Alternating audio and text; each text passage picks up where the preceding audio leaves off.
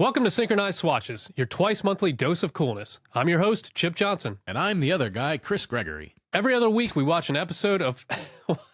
No, that just sounded stupid. Every other week, we watch an episode of the cult classic 90s sitcom Parker Lewis Can't Lose, and then we record ourselves talking about it. It's time for Operation Record the Podcast. Are you ready? Aye, aye, Captain. Ahoy, hoy. Gentlemen, synchronize swatches.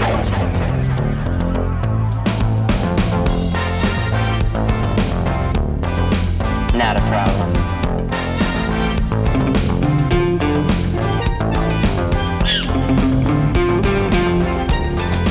I've never liked you, Lewis. Not a problem. Eat now?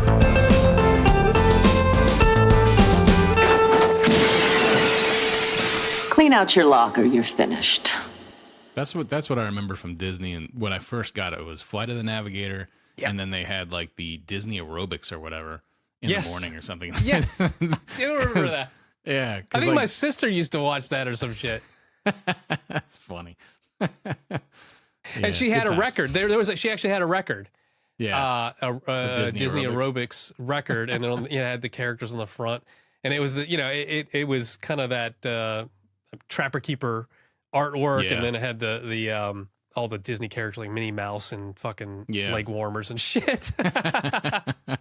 If I find reels of any of that stuff, that's going to go into the little collection on Instagram of 80s and 90s cultural references there. Yeah. So leave all this crap in. Yeah, exactly. And I saw your Milli Vanilli note too on the. Oh yeah, I forgot about that. I need to find one of those before we Yeah. actually. I guess I got until we released that episode. Yeah. That was the last one, wasn't it? No, it Or was in it this one. No. It was this one. Get with it, Chris. I swear to God, I didn't drive 13 hours today. Yeah. You've got no excuse.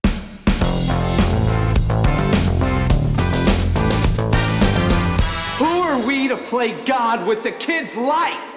Parker Lewis Can't Lose, Season 1, Episode 13, entitled Teacher, Teacher, otherwise known in German as Kampf der Kolosse. And I do have to say, for any of our German-speaking listeners, Yes. A, I apologize for my pronunciation, and two, I can't get an umlaut on my keyboard, or at least when I was typing these up, I could not find the umlaut on there. So Okay.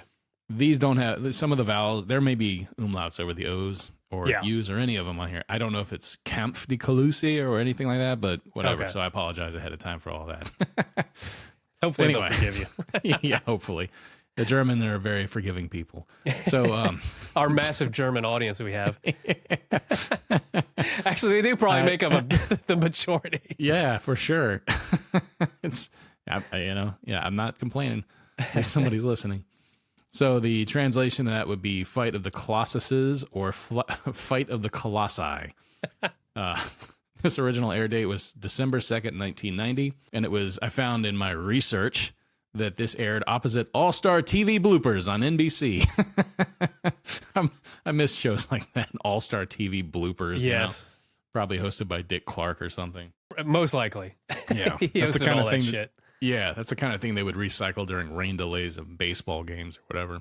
Yep. So, this episode was directed by Brian Spicer. This is his fourth episode as a director. His last one was Deja Dudes, and previously he did one of our favorites, Saving Grace. Deja Dudes is really good too, though. And he did Close But No Guitar as well. And it was written by Lon Diamond and Clyde Phillips, their sixth episode writing credit. Their last one was Musso and Frank. Miss Donnelly is the best. She's patient, she's protective, she's poetic. All the kids love her.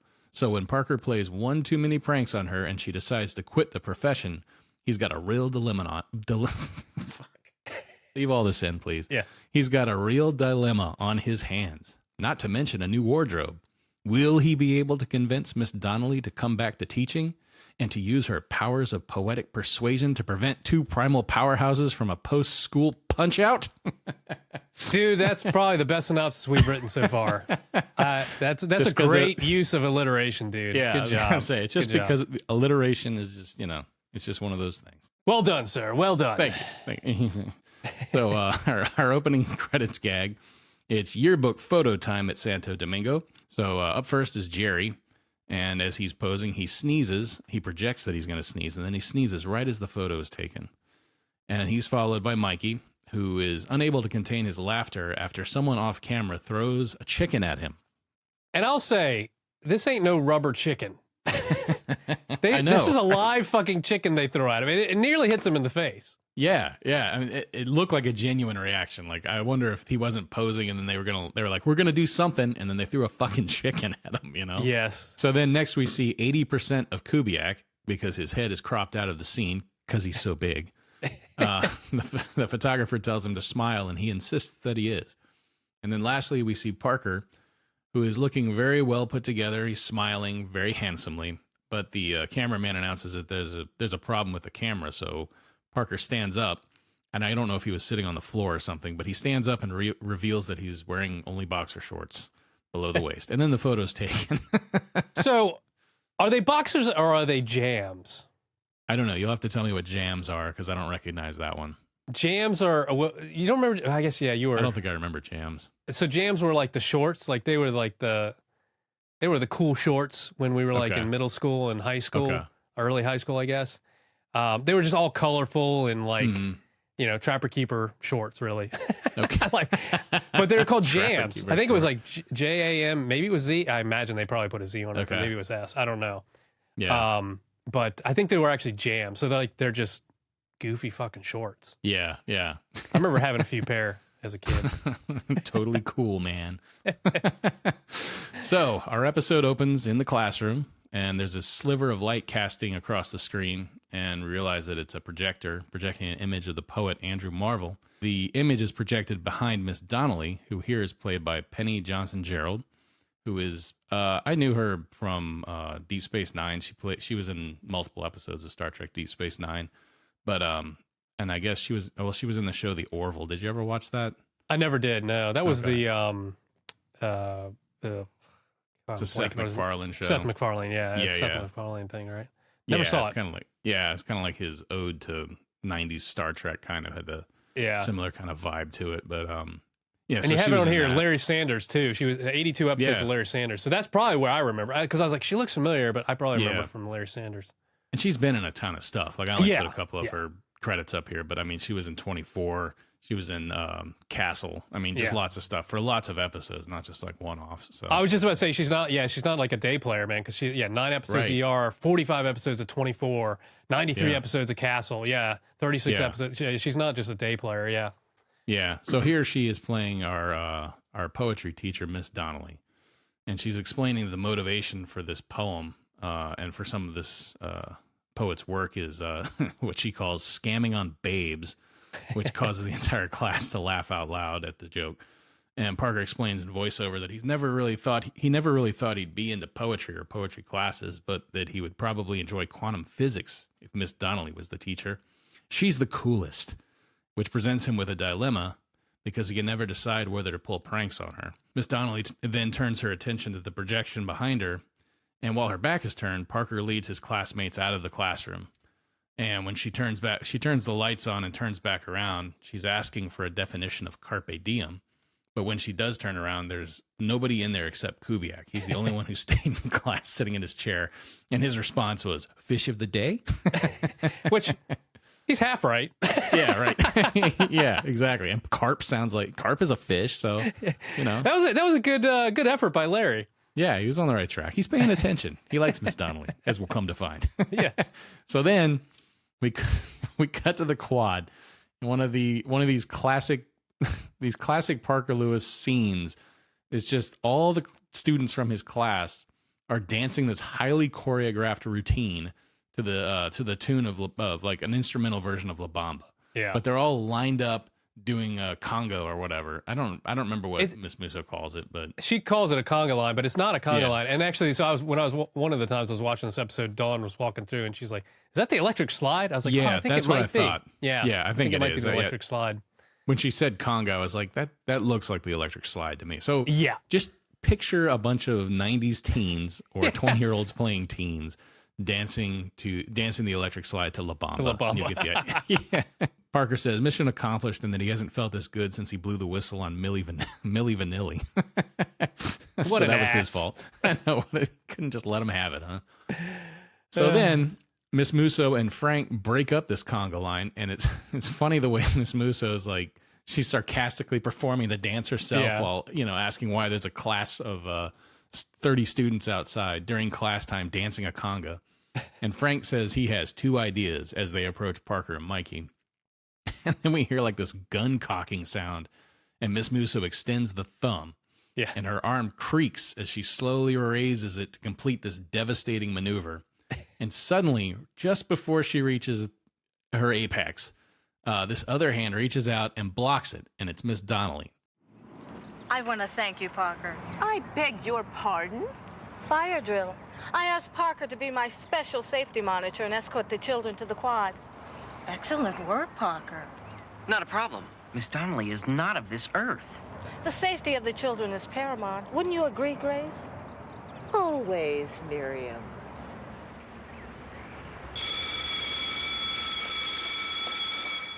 Oh, Parker. The key to a totally cool prank is not getting caught. Do me a favor. Give it a rest. And then she walks away with Kubiak closely behind her. And he's walking away with his hand on his heart, like he's he's all Kubiak's in love here. Why wouldn't he be? Yeah. She's the best. So the next day, we're back in Miss Donnelly's class, and she's reading Robert Frost's "The Road Not Taken" and soliciting interpretations from the class. And Larry's sitting there, and he's clearly enjoying the reading because he's got like this little smile on his face. He's very attentive. So when she solicits interpretations, he suggests that Frost's advice to the reader is to find a rest stop and have a burger, because again, food. Yeah. And the entire class laughs at this. But Ms. Donnelly highlights some insight in his reading of the work. Why not take a break from time to time? So then we get a montage of scenes here showing how Miss Donnelly means different things to each of the students. And Parker's explaining this in voiceover, that she makes Kubiak feel good about himself. And then we see Jerry in the hallway pull a huge basket of apples out of his jacket. And he's excited because he gets to have Miss Donnelly next year. And then we see Miss Donnelly approaching Parker at his locker. And she gives him a poem suggestion that she says just might convince Donna Sue Horton that he's the guy for her. And I wrote here, I guess the power of Dr. Retro has worn off already. Yeah. I imagine Donna Sue is dating Parker right now, but she's told him that she doesn't want to be exclusive. That's what I have in my head. So he's trying to win her over and be exclusive. But she's like, I'm still playing the field. These kids, they're all over the place. So Mikey meets up with Parker at his locker, and we hear the telltale stomping, signaling the approach of Larry Kubiak. So he's back in monster mode now. Yeah. And Mikey says, Kubiak alert! And the camera zooms down the hallway to Kubiak, who is standing on one end of the hallway. And in still frame, we hear this announcer's voiceover. It sounds like a boxing announcer that says, like, in this corner, wearing a tan shirt and weighing 312 pounds, Larry Kubiak. And then Jerry bursts into this. Yeah, I have to do the stupid fucking voices when I get a chance to. Yeah. So then Jerry bursts into the scene the way he does to announce the imminent danger. And the students all swivel their heads to the other end of the hallway, where we hear more stomping. I think there's a sound effect when they swivel their head, like they do on here, like a creaking sound as everybody in unison turns and looks down the hallway. It sounds like that chain, the old school drawbridge on castles when they're being lowered or raised, the chain creaking sound. It's like that exactly sound effect. Like, you're right. As we go down the other end of the hallway, everybody's looking down there, and there's another very large student that steps into the frame. And there's another still frame, and again we hear this voiceover, and it says, "And in this corner, wearing a plaid shirt and weighing 325 pounds, Luke McDonald," who we've never seen before. But I don't know how we haven't seen him before, because he is fucking huge. Yeah, exactly. As big as Kubiak is, this guy is the same. It's just it's insane. And he's apparently on the as we'll find out, he's on the football team. So right, yeah. Have we not seen him before? Yeah, maybe he's a recent recruit. I don't know. Yeah. They poached him from another high school. He's a freshman. He just started. He's a freshman. They brought him up from 8th grade. Yeah. So Parker asks for an update, and Jerry informs them that these two had an altercation while on the football field, and that conflict is imminent.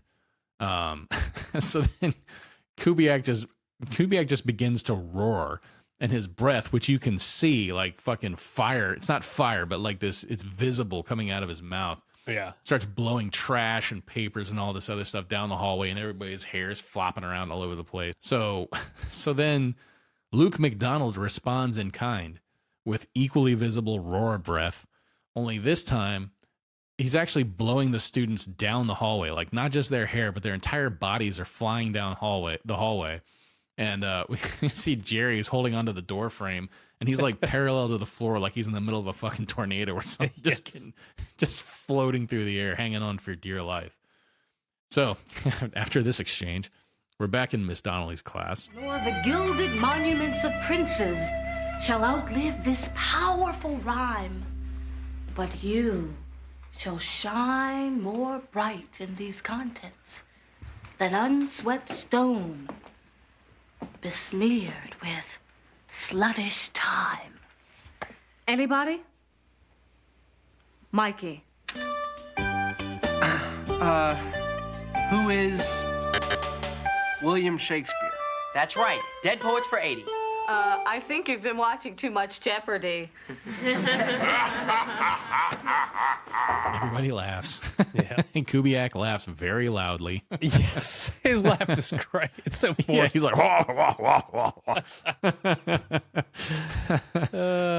So then there's a knock at the door, and this middle-aged couple introduces themselves as Mikey's parents.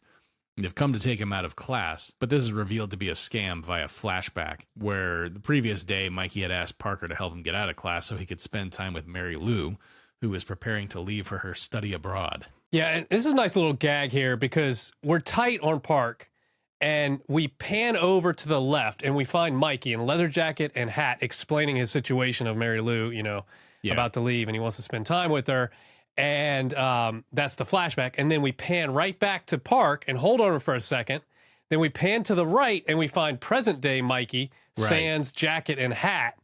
And we're back in the scene. So it was just an interesting little way to do a flashback. Yeah. It was a great way. That. Yeah. So we're back in the classroom, and Miss Donnelly excuses Mikey and he leaves. But then moments later, another middle-aged couple knocks on the door, and they introduce themselves as Mikey's parents, which I think might have actually been his parents. There was, I don't know. It's hard to tell. But no, I think the second set was his real ones, and Park was not counting on his actual parents showing up. Yeah, I wasn't sure because they say they locked themselves out and they need Mikey's assistance, and Miss Donnelly is like looking at Parker and he's looking very guilty. Yeah. But then as he gets up to leave, Shelly's standing there in the doorway smiling at him, and then Miss Musso shows up. And the first time I watched it, I was thinking, I wonder if they pulled a scam, like they found out what he was doing, or she found out what he was doing. Yeah. And she hired another set of people. But I don't know. That's a good question. I didn't think about that.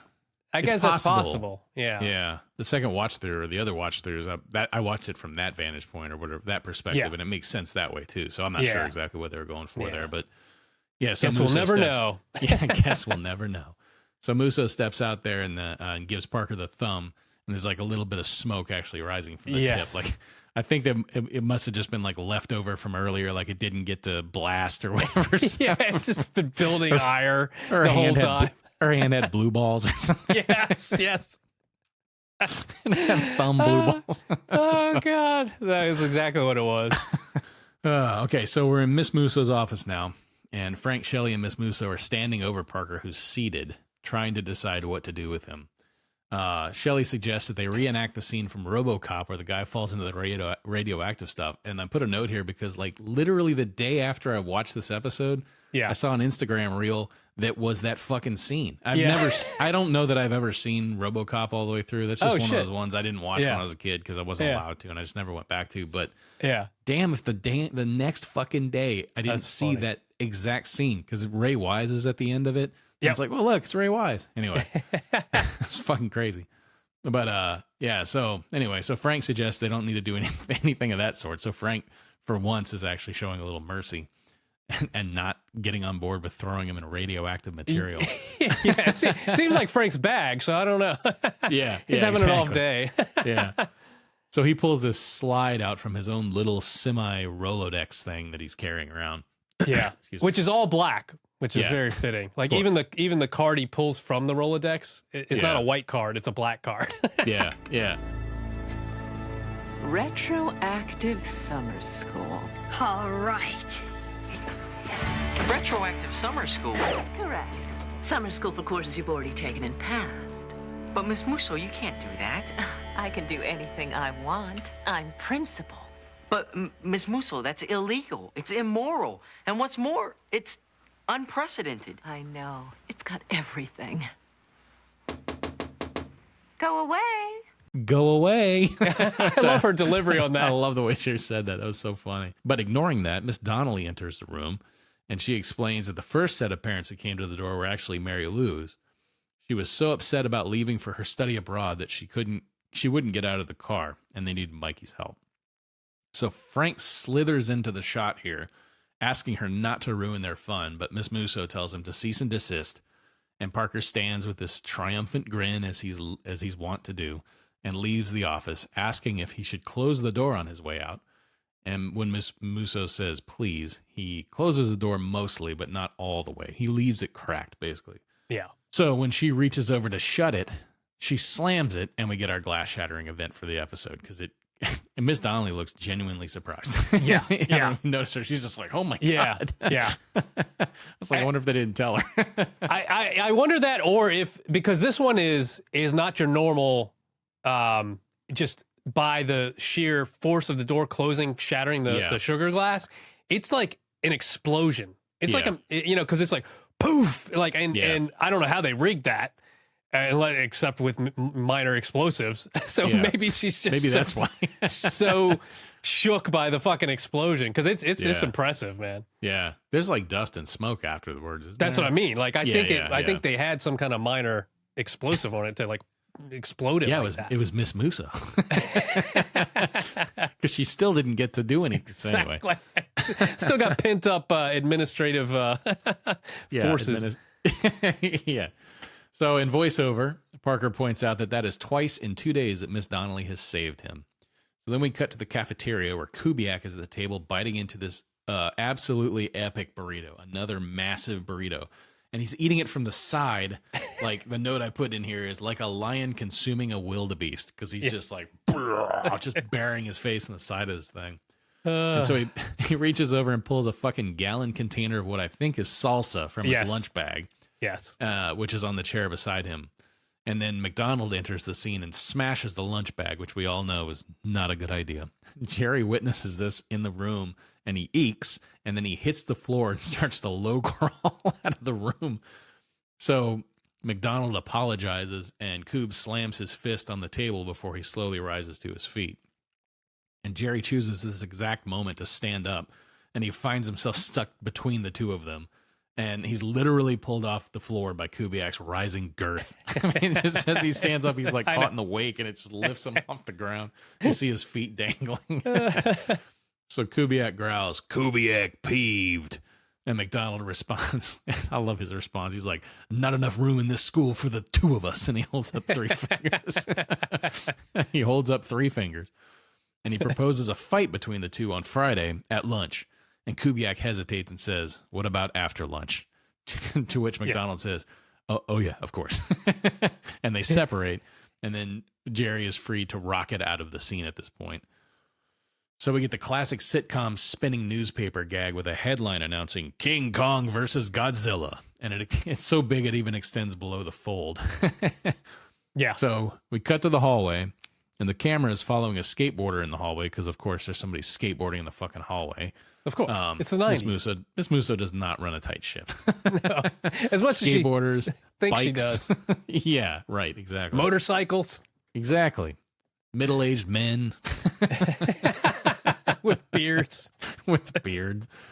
Anyway, this skateboarder and all the other students, they're wearing shirts that read Kubiak versus McDonald on one side and the Battle of the Cattle on the other side. And the camera lingers on one student in a crop top for a very long time, like a very noticeably long time. So young entrepreneur Shelley Lewis is selling these shirts at a table in the hallway. And she takes one student's money and hands him the shirt, and then underneath the shirt in the stack is a Parker Lewis Can't Lose t-shirt, which she quickly picks up and throws out of the scene. And you hear glass breaking or something, something cartoonish off to the side. Yeah, it's a great meta gag. Yeah.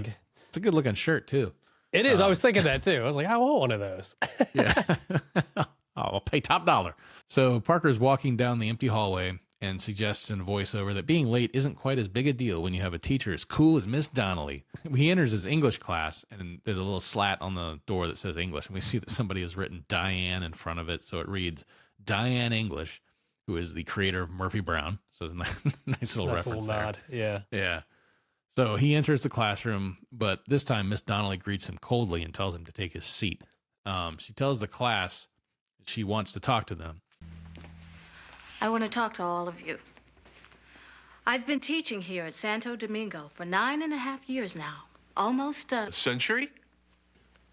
Well, lately it has felt like 100 years. And truthfully, I am getting a little tired. Uh-oh. Used to be the student-teacher relationship was one of mutual respect. But it seems times are changing. And maybe I'm not ready to change with them. I cannot compete with my students. So, this morning when that bell rings, that's it. I'm resigning. So then the bell rings, and Miss Donnelly says goodbye and good luck and walks out the door. It's just like, wow, okay. She wasn't fucking around. So Parker and Mikey run out into the hallway as Miss Donnelly parts a sea of students on her way towards the door. She doesn't respond at all when they call out to her, and when she gets to the end of the hallway, she stops beside Miss Musso and then turns back for a moment before walking out the door.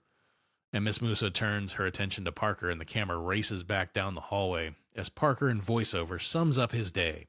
Helped a friend, lost a teacher, gained a lot of enemies. I've had harder days in my life, though I can't think of any right now. And then we dissolve to commercial. We come back.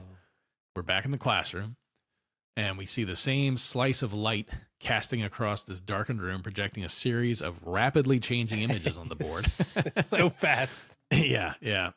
The guy, the new instructor's reading the names of the poets. I barely caught any of them. Yeah. And I didn't go back and watch it and try to write it down. But he's just like rapid fire going through these poets. And he's barking out the names of each of these poets. And he asks what they all have in common. He turns the light back on, and we see that many of the students have been napping. So this instructor calls on Kubiak, who's not in his seat, and Parker informs him that Kub was excused for the day, but the teacher says, not by me, and he assigns extra homework to everyone, and the class groans. So then he repeats his question, and he calls on Mr. Randall, and Mikey suggests that they were all scamming on babes, at which point the teacher snaps his pointer in half and says, poetry is about discipline, and he suggests that it is time for the class to learn some.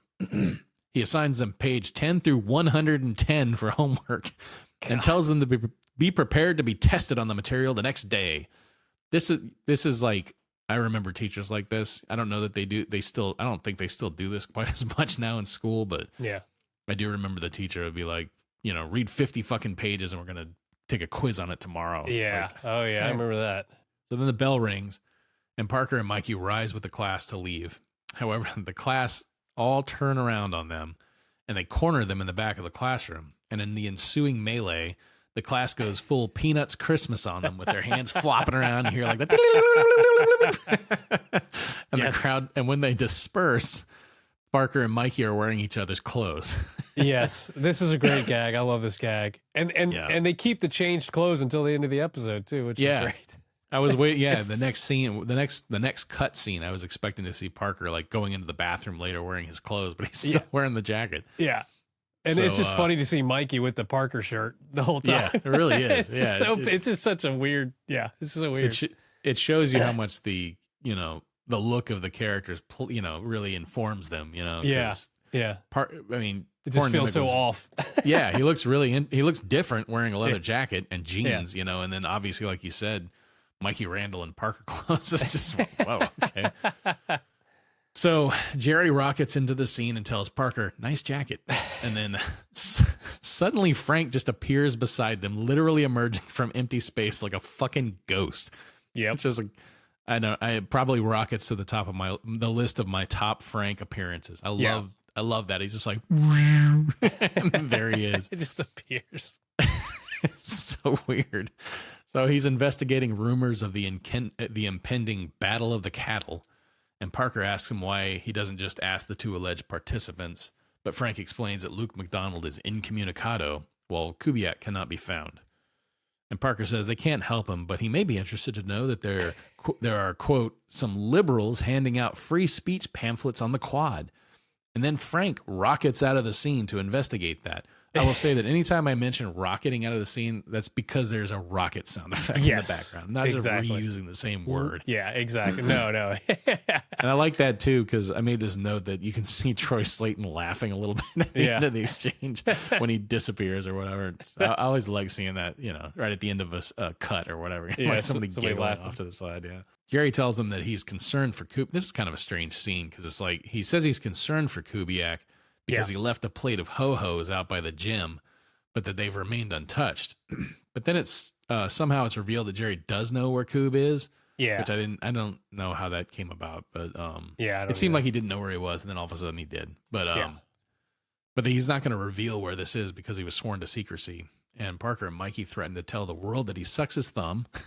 Only when I'm tired, he says.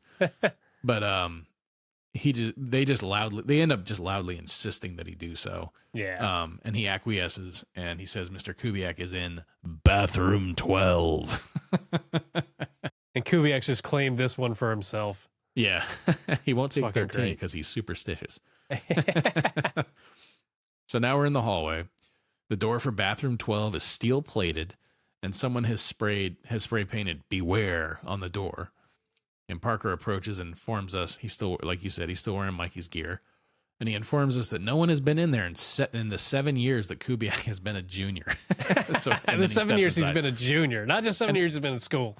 And how long was he a freshman? I can't remember that off the top of my head, but I know it was like years they of being said a freshman. That. Yeah, they definitely said in one of the previous episodes, like that's as many years as Kubiak was a freshman or some shit. Yeah, he's got to be on like his 17th year of high school at this point. So inside bathroom 12, we see that the walls are adorned with mounted animal heads. There's a large moose head which has rats crawling around on it, and then they set the scene with these animal heads and these rats, and then Parker steps to this beaded curtain, and it's like a very quaint, sophisticated scene inside there. Like the first scene is there to scare people away, I guess. But we see Kubiak seated in a recliner, and he's reading a book by lamplight, and there's classical music playing throughout. And there's another hanging lamp that looks like an old-fashioned faux stained glass one you would see at a pizza restaurant. Yep. And the urinals are clearly visible in the background. Yes. So Kubiak greets Parker, and he asks, "New jacket?" And he offers Parker a drink, which he declines. Because there's a fridge in there, of course. Right, of course. He offers him a drink, and then he proceeds to down. It's like a entire fucking Gatorade. Yeah, it's like a quart. And he downs this Gatorade in like 2 gulps.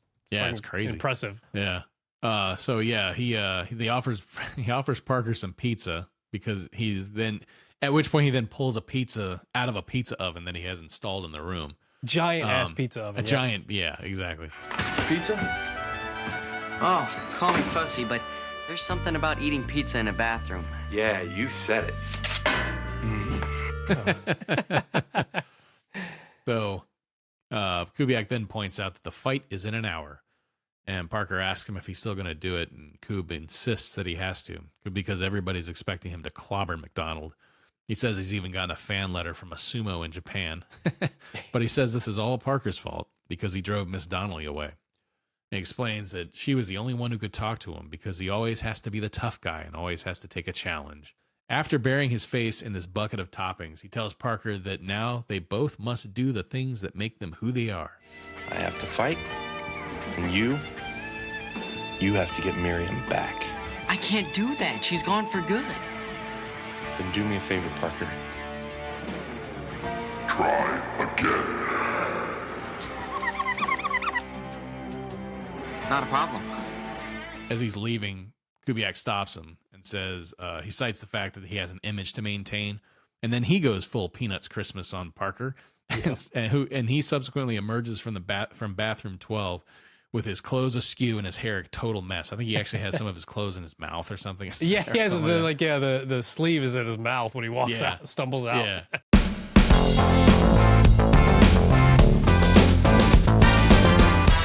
I know a commercial break is a long time, but you've got to try and remember. We're outside Miss Donnelly's house. Parker knocks on the door, and she answers. And she's surprised to see him because it's 11. She asks if he's cutting bio or civics. And he looks at his watch and he responds, civics. And then she just invites him inside. Well, I came here to apologize. See, it's really important for me that you understand that I didn't mean anything by all those goofs I played on you. And? And I went a goof too far. I was wrong. I took advantage of you. The one decent, cool teacher I have. I'm really, really sorry. She's obviously not buying this. Time to call in reinforcements. Excuse me, I'll be right back. When she opens the door, Parker is standing there again. Explain this to me. I watched this over and over, and I'm like, I don't get it. Like, I know they're going for something kind of artsy here, but I don't understand. It is so weird. I do not get it. Yeah. I would have expected her to be like, I would have expected her to respond like, what the fuck? Yeah. She has no response at all. She's just like she opened the door for the first time and he's there. Like, what? It's so weird. I don't understand.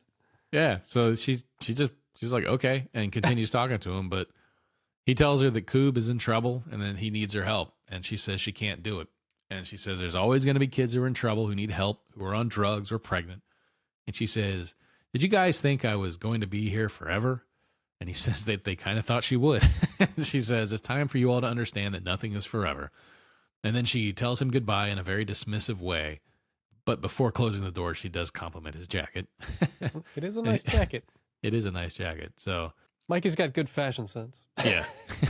Yes, he does. So Parker walks away dejected, and he's surprised by her response to his request for help.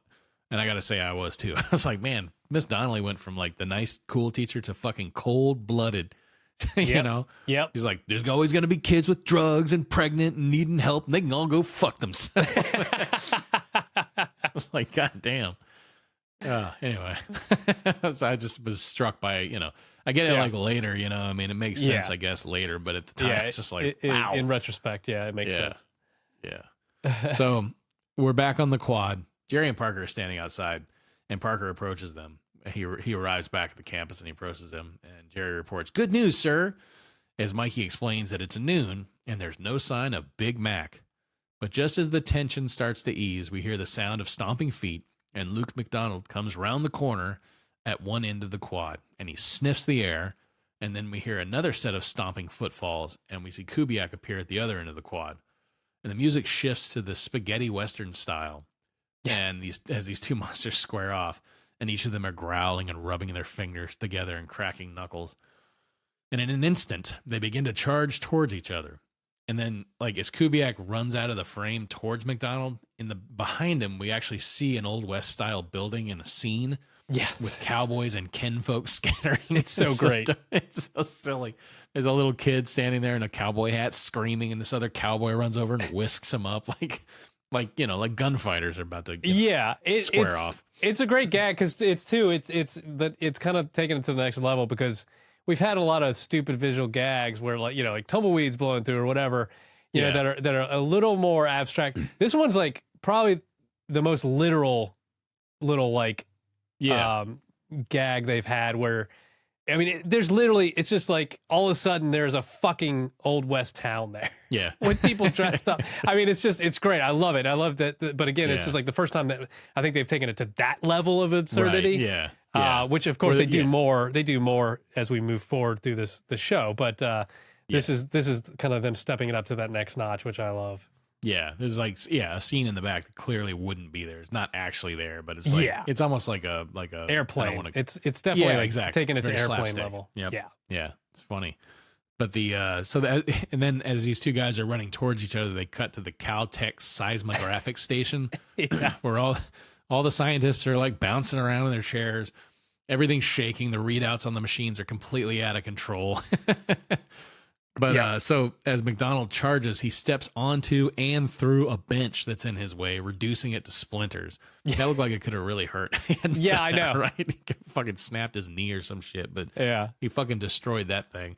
I guess they made it a balsa wood or something, but he just tears right through it. It's fucking crazy. He plows through the damn thing. And then Kubiak surges forward and he levels a phone booth on his way. But like the way he did it, it wasn't really in his way. He's just running past it and he just pushes the fucking thing over. I think he was just showing off a little bit. Totally. And you can hear the operator after the Back in the day, kids, there were the things called phone booths. If you knocked the fucking receiver off, the operator would come on and there'd be a sound effect and it would tell you to, hang up the receiver or whatever. Dial again, yeah. Yeah, so none of this is going to make any sense to anybody born after 1990. So as they approach each other, they're finally chest to chest and they start to circle each other. And the gathered students begin to chant, "Fight, fight, fight!" But from off camera, we hear this single voice shouting and Miss Donnelly slices through the students and past Parker. She puts herself between the combatants, and they're both suddenly very sheepish. Just what do you think you guys are doing? Fighting. And then she pulls out a book and proceeds to read a poem to the two men. Fight not, O warring brothers. Turn away to live for the day when brave soldiers returned to their mothers, alive, unharmed, to watch the children play. And when she finishes, she hands the book to Kubiak, who looks at it briefly and then closes it and recites the final verse from memory. Remember the love, embrace the joy as your golden hair turns to gray. Build bridges of friendship rather than destroy them. And always, always watch the children play. And when he finishes, McDonald is wiping a tear from his eye. And he asks who wrote the poem, and Miss Donnelly says, "Anonymous." And Kubiak says, "My favorite." And Parker thanks Miss Donnelly, and she says, "Not a problem." And when he tries to talk to her further, she dismisses him, saying she has somewhere to be. So she's back to being cold. Yeah. And she tells him that sometimes being around all of them can be a drag, telling him that they are always needing and always taking, which she says is selfish. Parker admits again that he was selfish and took advantage of her, but he feels like he's learned that now. He asks her what you would call it when an adult has a rare gift for working with kids but chooses to take it away when they sometimes act like what they are, kids. He suggests that this might also be selfish. The realization is apparently what she had hoped to draw out of him, because she then explains that while teaching can often be miserable, students like him make it worthwhile.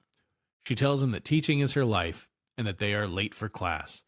He finally understands that she orchestrated this entire situation. When he asks why, she says, "I'm a teacher. I like my lessons to sink in." And as we see Kubiak autographing a copy of the poetry book for McDonald, Parker tells us that Miss Donnelly brought a little light into his life, right in the middle of second period poetry class. And then we get our credit goof closer here, where Miss Musso is posing for her picture. She's adjusting her clothing and asking the photographer if the jacket works and if her hair looks okay. And when she breaks pose again to ask about the lighting, the photographer tells her to shut up. And the photo is taken just as she's expressing her indignation. Yeah. She's so fucking mad. And that's great. That's when the photo's taken. At the end.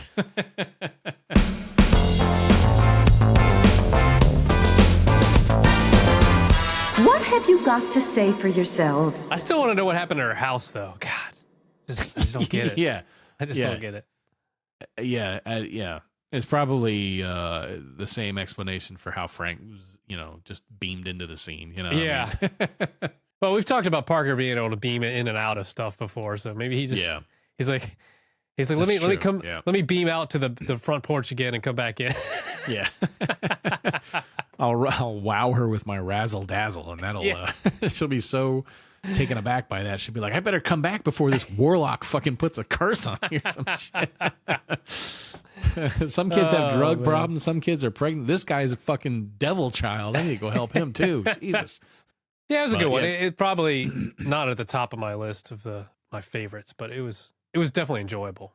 And it had a lot of good goofs in it. So a lot of great goofs. Yeah. Yeah. Like I say, the old West gag. Like I say, I think this is the first time they notched up, and then the clothes, like you say, the Peanuts Christmas effect where they change their fucking clothes. Yeah. They dogpile on them and change their clothes is fucking great. And the fact that they kept the clothes the whole time too, the clothes change. Yeah. It's just like, oh, that's great. I fucking love it. And then this is the first time we see Bathroom 12. Right. Yeah. Which I know we do see again, but and I like anytime we get a erudite Kubiak, instead of I mean he's dumb Kubiak in here as well, but I mean I like that we get to see him sitting and reading a book and appreciating poetry and stuff. It's 100%. I forgot to mention in the recap the actor playing Luke McDonald, which I don't want to leave that part out. He was performed by Jamie Cardrich, and he was in Malcolm and Eddie for 45 episodes, and A Different World, and Family Matters, and Who's the Boss, and Hanging with Mr. Cooper, and The Parkers. A lot of good sitcoms from the 90s. But he's a very large man, and I think he actually got bigger than this. I saw a couple stills from some of those shows after this. But yeah, he passed away in 2000, which oh wow, that's pretty early on. Yeah, he was a young man, so I didn't want to leave that part. I didn't want to leave his name out of the episode. For that reason. So on the next Synchronize Swatches, Mr. and Mrs. Lewis are helpless against the rising rate of theft from Mondo Video. Parker realizes that Kubiak can help solve the problem in the form of a rent-a-cop. All's well at Mondo, and the amount of shoplifting drops to zero. But then, iron-fisted Larry Kubiak takes the job a little too seriously, and the customers of Mondo are afraid to even enter the store. Logically, if there are no customers coming in, then none of them will be stealing. As usual, Parker must fix the problem. That's not bad. It's not bad, but that one almost tripped me up. Logically, if there are no customers coming in, then none of them will be stealing. It's just weird. Yeah. But not bad. Yeah. Definitely not the worst. That's a funny episode too. It's got some. Yeah, I like that one. Yeah. It's got some good pop culture references inside the store. Yeah. My brother's a dead man.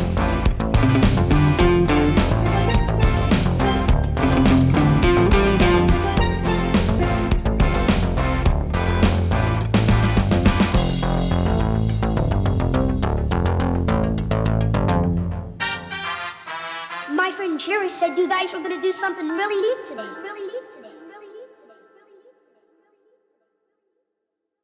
Go away.